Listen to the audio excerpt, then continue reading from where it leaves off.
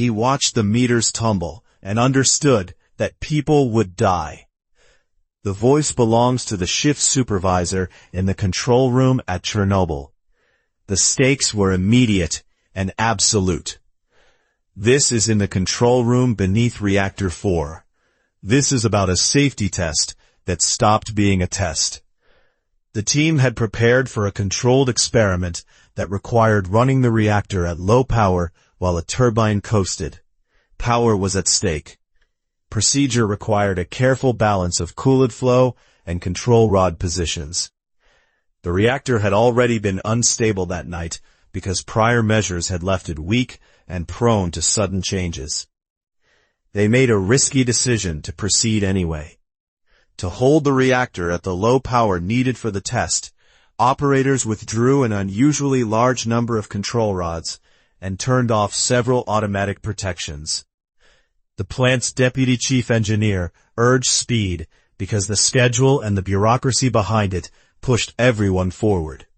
Tension rose in the room. Instruments began to behave oddly as steam and coolant conditions changed. The operators noted a power dip followed by an unexpected rebound that no one wanted to see. They chose to hit the emergency shutdown button to stop the reactor. The command was AZ-5. The control room expected a steady decline in power as the absorbing rods dropped into the core. The reactor answered differently. For a breath, there was silence in the room as readings spiked far beyond any safe limits. Heat and pressure grew inside the core in a few seconds. A critical fact changed everything. The control rods had graphite tips that displaced coolant before inserting neutron-absorbing material. That design quirk, combined with the reactor's positive void coefficient, meant the shutdown command produced a sudden surge in reactivity. The very action meant to stop the machine intensified it. Panic replaced theory. Alarms screamed, and small fires started on the structure above the core. People in the control room felt a blast wave and saw instruments jump off their scales. The operators who had expected a drill realized this was real. There were immediate casualties. 2 men on duty were killed that night by the initial physical trauma and radiation exposure. Others in the control room and on the plant site suffered lethal doses over the next hours and days. The human toll began with those who had nowhere to escape.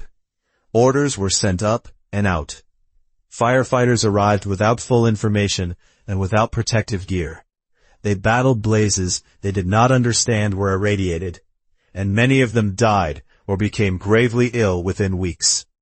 The response looked like routine emergency work until it stopped being routine. A different pressure arrived from above. Plant managers and regional officials hesitated and then framed the event as something contained.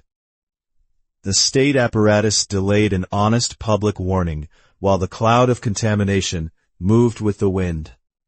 Evacuations were limited and late. Contamination spread. Cities, farms, forests, and water were polluted with radioactive particles that did not respect borders.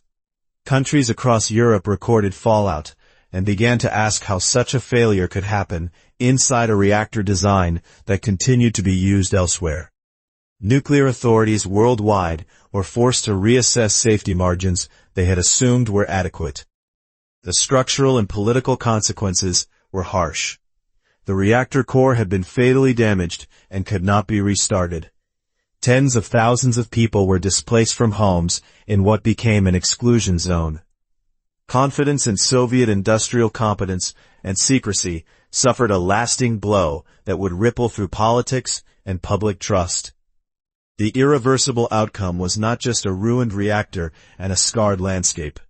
It was the collapse of certainty about a technology that promised cheap power and modern control. Designs were changed, regulations reworked, and international oversight increased, because the accident proved that a procedural decision, a mechanical design, and institutional pressures could combine into catastrophe. The control room that night had expected a drill and answered with desperate action. It ended with a blast that wrote new rules into nuclear history. Subscribe for more historical videos.